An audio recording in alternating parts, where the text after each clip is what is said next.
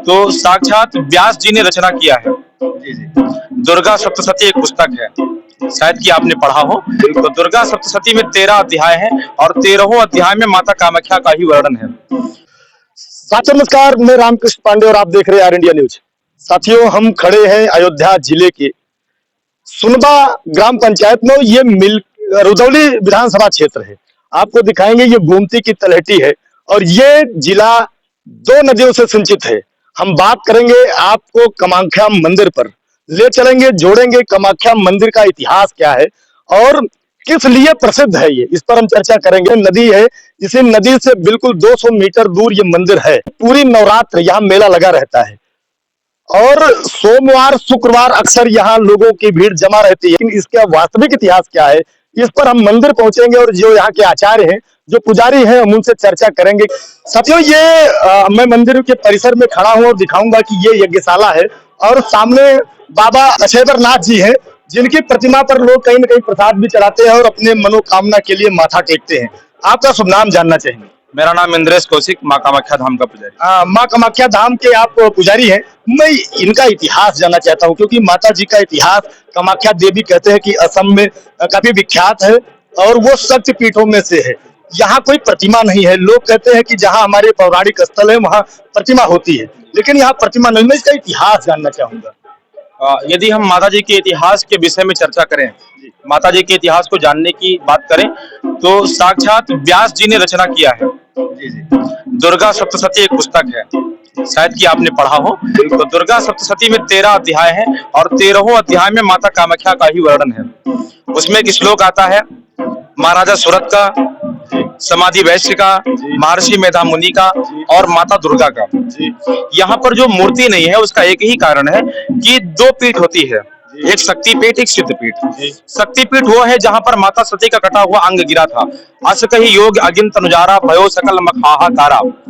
माता सती का अंग जहां जहां कट करके गिरे वहां पर शक्ति पीठ हो गई, वहां पर मूर्ति हो गई। और जहां पर माता प्रकट हुई हो, प्रकट होकर के अंतर्ध्यान हुई हो, वो सिद्ध पीठ हो गई। तो यहाँ पर माता कामाख्या प्रकट हुई है। मैं चाहता हूँ चलते चलते बात होती रहे और मैं मंदिर तक पहुंचूं और माता जी के दर्शन के साथ उनके अपने दर्शकों को माता जी का दर्शन भी कराऊं। बिल्कुल बिल्कुल, ये तो सौभाग्य है कि आप यहाँ पर आए और आपके जरिए बहुत सारे लोग दर्शन पा जाएंगे।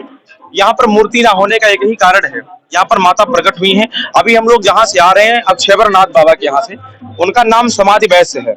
समाधि नाम वैश्यो अहम उत्पन्नाम धरणाम कले पुत्र दारा अंदरस करते धन लोभात साध्वी।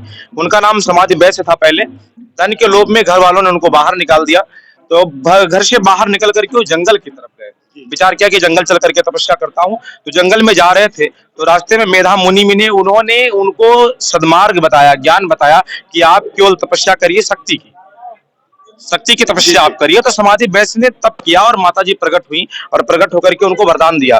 बोले कुछ मांगो, तो उन्होंने कहा मांगू क्या, धन मांगना नहीं है, परिवार मांगना नहीं है, तो मुझे अक्षय होने का वरदान दे दिया जाए, मैं अक्षय होना चाहता हूँ। तो माता ने उनको अक्षय होने का वरदान दे दिया। बोले जो आए मेरा दर्शन करे, तो कहा इसके लिए अक्षय होना पड़ेगा। तो अक्षय का वरदान दे दिया और सामने उनको बिठा दिया। तब से उनका नाम अक्षयवरनाथ हो गया। अक्षयवरनाथ में शक्तिपीठ के, जैसे कहते हैं कि शक्तिपीठ और सिद्धपीठ 2 पीठ मानी जाती है अपने यहाँ। तो शक्तिपीठियों के लिए बताते हैं कि वहाँ उनके अंग गिरे थे सती माता के। ये सिद्धपीठ है। इस सिद्धपीठ और शक्तिपीठ का जो अंतर है मैं वो जानना चाहूंगा, क्योंकि दर्शक इसको कहीं ना कहीं जानना चाहेंगे कि इसका अंतर क्या है। शक्तिपीठ में मूर्ति, बैठ जाइए। शक्तिपीठ में मूर्ति होती है। शक्तिपीठ में एक मूर्ति की हम लोग पूजा करते हैं, वो मूर्ति का आकार होता है, हम लोग उस आकार में पूजा करते हैं। और सिद्धपीठ में जैसे कि आप देख पा रहे हैं, ये पिंडी है। मैं चाहूंगा कि इसको दिखाएं, जरा कैमरामैन से दिखाए, ये दर्शन करें हमारे श्रद्धालु और जो हमारे दर्शक हैं वो देखें कि सिद्धपीठ और शक्तिपीठ में क्या अंतर है। क्योंकि सिद्धपीठ में यहाँ कोई मूर्ति नहीं है, यहाँ पे कोई मूर्ति नहीं, केवल पिंडी है, एक पिंडाकार में। जिस तरीके से आप कह सकते हैं कि माँ वैष्णो देवी के दरबार में एक पिंड है, हाँ, वहां भी सिद्ध पीठ है। और माता का, किसी देव का, किसी देवी का 2 स्वरूप होता है। एक स्वरूप होता है साकार में, तो साकार में रामचरितमानस में लिखा है कि पद पाताल शीश अजधामा अपर लोक अंगांग विश्रामा। जो साकार रूप है बहुत विशाल है, पैर पाताल में और सर अजलोक में है। लेकिन जो निराकार स्वरूप है उसके लिए कहा गया बिन पद चलई सुनई बिनु काना, कर बिन कर्म करई बिद नाना, आनंद रहित सकल रस भोगी, बिन वाणी बक्ता बड़ जोगी। जो बिना पैर के चलता है, बिना हाथ के समस्त कर्मों को करता है, बिना बिना आंख के देखता है, बिना वाणी के बोलता है, और हम लोगों जैसा नहीं, वक्ता बड़ जोगी, बहुत बड़ा वक्ता है। तो एक निराकार स्वरूप होता है, और निराकार तब बनता है जब प्रकट होकर के अंतर्ध्यान हुआ जाए। यहाँ पर माता दुर्गा प्रकट हुई है, समाधि वैश्य को महाराजा सूरत को वरदान देकर के अंतर्ध्यान हो गई, अदृश्य हो गई है, लेकिन सदैव पूजन के लिए अपनी शक्ति को स्थापित कर दिया है। इसीलिए यहाँ पर कोई प्रतिमा नहीं है, केवल उनकी शक्ति है जो पिंडी रूप में हम उनकी पूजा करते हैं। एक सवाल हमारा और है, सवाल ये है कि यहाँ बताते हैं कि एक कोई दो पुजारी हैं आपके यहाँ, एक आप कहते हैं कि मंदिर से जुड़े लोग हैं, और कोई एक और है, कैसा मामला है, ये क्या है? देखिए, ये तो लगभग लगभग ये कहीं न कहीं हमारे भारत देश का, हम भारत जैसे देश में रह करके, भारत जैसे गरिमामयी देश में रह करके, जिस देश के आगे माता शब्द लगा है, केवल भारत देश के आगे माता लगा, बाकी किसी देश को सौभाग्य नहीं मिला। उस भारत देश में ये हमारा दुर्भाग्य है, मैं तो कहूंगा देशवासियों का दुर्भाग्य है कि मठ मंदिर देश धर्म देवालय पर राजनीतियां होती हैं। पूरी सरकार उसी पर है। नहीं, मैं सरकार की बात नहीं करता, मैं राजनीति पर कोई टिप्पणी नहीं करूंगा, मैं कोई टिप्पणी ही नहीं करूंगा, लेकिन हमारे धर्म पर जब राजनीति होती है, जब हमारे धर्म पे पक्षपात होता है, तब थोड़ा हृदय तो विदीर्ण हो जाता है ना।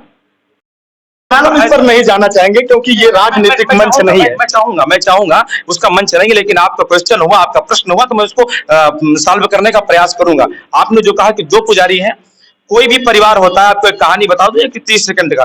एक पिता होते हैं, पिता के 5 बेटे होते हैं, तो एक पिता का जो भाग होता है 5 बेटों में बंटता है। उसके बाद में पांचों बेटों के यदि 5-5 हो गए तो 25 5 भागों में बंट जाता है। तो उसी प्रकार से यहाँ पर भी हमारा 2 गांव, एक सुनबा एक बिहारा, हमारे परिवार के 2 पूर्वज हुए, एक सुनबा में रह गए, एक बिहारा में रह गए, तो दोनों यहाँ के लोग पुजारी हैं। उसका कारण यही है।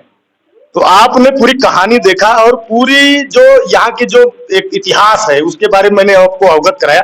मैं आगे भी जोड़ूंगा कि ये चीजें कौन कौन से द्वार कहाँ कहाँ खुलते हैं, और उन द्वारों पर कहाँ कहाँ से सड़कें जुड़ती है।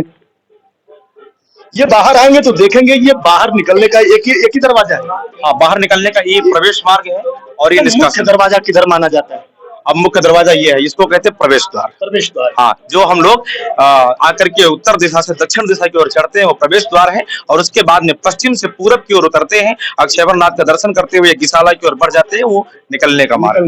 मतलब ये कह सकते हैं कि प्रवेश द्वार और निकलने का द्वार, ये आप जब इधर से आएंगे तो यहाँ से प्रवेश करेंगे और मंदिर के दर्शन के लिए आप मंदिर में पहुंचेंगे, और इधर से जब आप दर्शन करने के बाद आएंगे तो आप यहाँ से बाहर होते हुए सीधा सड़क से जुड़ेंगे।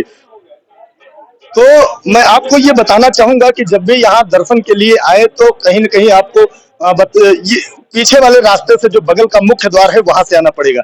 आपको ये वीडियो कैसी लगी और जानकारी पूरी कैसी लगी, वीडियो पर कमेंट्स देना ना भूले। आर इंडिया न्यूज में बने रहने के लिए आपका बहुत बहुत धन्यवाद। जय हिंद, जय भारत।